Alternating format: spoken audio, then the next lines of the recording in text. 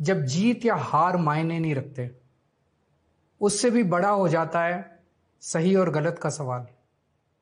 क्या सही है और क्या गलत है? ऐसे समय में हमें ये तय करना होता है कि हम मुश्किल रास्ता चुनेंगे या आसान रास्ता। आज मैं भी एक ऐसे मोड़ पे खड़ा हूं। आप सब जानते हैं कि मुझे एक झूठे केस में फंसाया गया, मुझे जेल भेज दिया गया, एक चुनी हुई सरकार को गलत तरीके से गिरा दिया गया, हमें कई महीने जेल में रखा, पर आखिरकार सच की जीत हुई। 27 फरवरी को अदालत ने मुझे पूरी तरह निर्दोष घोषित कर दिया। कोर्ट ने कहा केजरीवाल निर्दोष है, केजरीवाल ने कोई भ्रष्टाचार नहीं किया। कोर्ट ने सीबीआई की जांच पे ही सवाल खड़े कर दिए और जांच अधिकारी के खिलाफ एक्शन लेने के आदेश दे दिए। लेकिन सच का रास्ता आसान नहीं होता। सीबीआई ने तुरंत इस फैसले को हाईकोर्ट में चुनौती दी और यह केस जस्टिस स्वर्णकांता शर्मा जी के सामने लगा। तब मेरे मन में एक बहुत बड़ा सवाल उठा, क्या इनके सामने मुझे न्याय मिलेगा? मेरे मन में यह प्रश्न क्यों आया? इसके कई कारण हैं, पर दो कारण मुख्य हैं।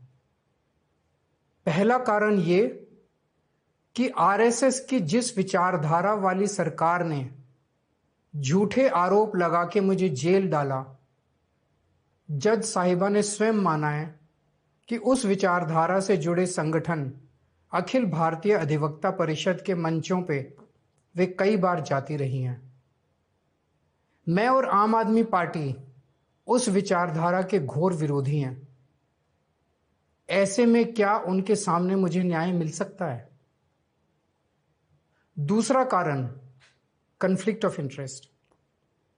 कोर्ट में मेरे विपक्ष में केंद्र सरकार की सीबीआई है और जस्टिस स्वर्णकांता जी के दोनों बच्चे केंद्र सरकार में काम करते हैं।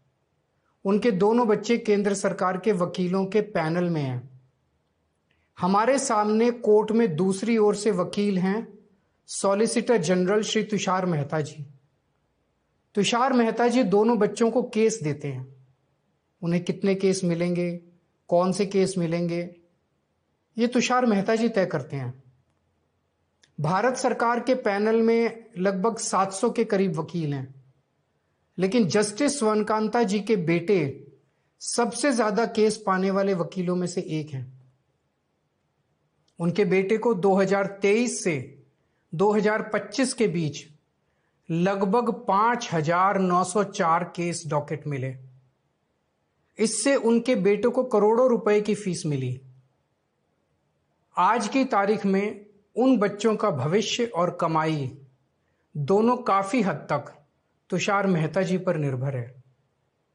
तो किसी के भी मन में यह चिंता स्वाभाविक है कि अगर जज कमाई और उनका भविष्य सामने खड़ा वकील तय कर रहा है, तो क्या जज साहिबा उस वकील के खिलाफ फैसला कर पाएंगी?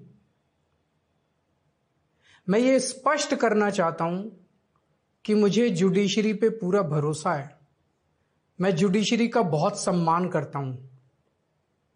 जब मेरे खिलाफ गलत साजिश हुई तो हमारे देश की जुडिशरी ने ही मुझे न्याय दिया था। जब मुझे झूठे केस में गिरफ्तार किया गया तो इसी जुडिशरी ने मुझे बेल दी थी। इसी जुडिशरी ने मुझे उसी झूठे केस में दोष मुक्त करार किया है। पिछले 75 वर्षों में जब जब देश पे आंच आई, हमारे देश की जुडिशरी ने देश को बचाया और नागरिकों के हितों की रक्षा की है। मैं जस्टिस स्वर्णकांता जी का भी बहुत सम्मान करता हूं। मुझे उनसे या उनके परिवार से किसी भी प्रकार की कोई व्यक्तिगत आपत्ति नहीं है। लेकिन न्याय का एक बहुत बड़ा सिद्धांत है, justice should not only be done but should also be seen to be done. इसलिए मैंने जस्टिस स्वर्णकांता शर्मा जी से पूरे सम्मान के साथ अनुरोध किया कि वो इस कन्फ्लिक्ट ऑफ इंटरेस्ट जैसे कारणों की वजह से इस केस से खुद को अलग कर लें। लेकिन उन्होंने मेरी दलीलें खारिज कर दी। और फैसला दिया कि वो स्वयं ही ये केस सुनेंगी। आज मेरे सामने सबसे आसान रास्ता है कि मैं उनका आदेश मान लूं और एक बड़ा वकील खड़ा करके उनके सामने अपना केस लड़ूं। पर यह मुद्दा अब सिर्फ मेरे केस का नहीं है, बल्कि आम लोगों के न्याय प्रणाली पर भरोसे का है। ऐसी दुविधा के मौके पे बापू ने हमें सत्याग्रह का रास्ता दिखाया। बापू ने कहा था कि जब भी किसी अन्याय का सामना करो तो उसका पहला कदम विरोध नहीं बल्कि बातचीत होना चाहिए। अपनी बात अन्याय करने वाले के सामने पूरी विनम्रता के साथ रखनी चाहिए और उसे सुधारने का पूरा मौका देना चाहिए। सारी कोशिशों के बाद भी अगर न्याय ना मिले तो अंतरात्मा की आवाज सुनो। यदि अंतरात्मा की आवाज कहती है कि न्याय नहीं हुआ तो शांति और विनम्रता के साथ सत्याग्रह करना चाहिए। फिर उसके जो भी परिणाम हो वो सहर्ष स्वीकार करने चाहिए। पर इस पूरे प्रकरण में अन्याय करने वाले व्यक्ति के प्रति किसी भी प्रकार की नफरत या गुस्सा नहीं होना चाहिए। मैंने भी बातचीत से शुरुआत की, पूरी निष्ठा और विनम्रता के साथ जस्टिस स्वर्णकांता जी के सामने अपनी बात रखी। उन्हें इस केस से अलग होने के लिए याचना की। मैंने आग्रह किया कि मेरा केस हाई कोर्ट के किसी भी अन्य जज द्वारा सुन लिया जाए, लेकिन उन्होंने मेरी प्रार्थना अस्वीकार कर दी। उन्होंने फैसला दिया कि वे अपने आप को इस मामले से अलग नहीं करेंगी और ये केस वो स्वयं ही सुनेंगी। उनके दिए गए इस फैसले से मैं पूरी विनम्रता पूर्वक असहमत हूं। इस पूरे घटनाक्रम के बाद मेरी आशंका और गहरी हो गई है कि क्या उनके सामने मुझे न्याय मिलेगा। बापू के दिखाए रास्ते पर चलते हुए सत्याग्रह की भावना से अब मैंने फैसला किया है कि मैं इस केस में जस्टिस स्वर्णकांता जी के कोर्ट में ना तो स्वयं पेश होऊंगा और ना ही मेरी तरफ से कोई वकील पैरवी करेगा। जस्टिस स्वर्णकांता जी जो भी फैसला सुनाएंगे उस पर समय आने पर मेरे जो भी कानूनी अधिकार हैं, जैसे सुप्रीम कोर्ट में चुनौती देना आदि, वो सभी कदम लेने के लिए मैं स्वतंत्र हूं।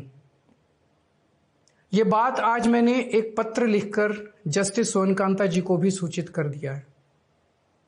मेरा जस्टिस स्वर्णकांता जी से किसी प्रकार का व्यक्तिगत विरोध नहीं है।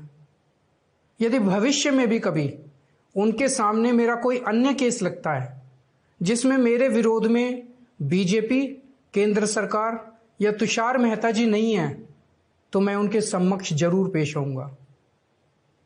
आप पूछ सकते हैं कि यदि मैं जस्टिस स्वर्णकांता जी के रिक्यूजल ऑर्डर से असहमत हूं तो उसके खिलाफ सुप्रीम कोर्ट क्यों नहीं जा रहा? उसकी तैयारी कर रहा हूं। यह पूरा मामला बहुत नाजुक और संवेदनशील है। कानून को ध्यान में रखते हुए, जुडिशरी के सम्मान को ध्यान में रखते हुए और लोगों के न्याय व्यवस्था पर भरोसे को ध्यान में रखते हुए एक एक कदम उठाना है। मैं ये कदम अहंकार या किसी विद्रोह या विरोध की भावना से नहीं उठा रहा। इस कदम के जरिए मेरा मकसद देश की कानून प्रणाली को चुनौती देना भी नहीं है और ना ही मेरा मकसद न्याय व्यवस्था का अपमान करना है। इसी केस में मैंने हर स्टेज पे, हर अदालत में अपना पूरा सहयोग दिया है। मैं न्यायपालिका का बहुत सम्मान करता हूं। इसी न्यायपालिका की वजह से आज मैं आजाद घूम रहा हूं। मेरा सिर्फ और सिर्फ इससे एक ही मकसद है, देश की न्याय व्यवस्था पर लोगों के भरोसे को और मजबूत करना, लोगों में अटूट विश्वास भरना कि जरूरत पड़ने पर हमारे देश की न्याय व्यवस्था से उन्हें न्याय जरूर मिलेगा। जय हिंद।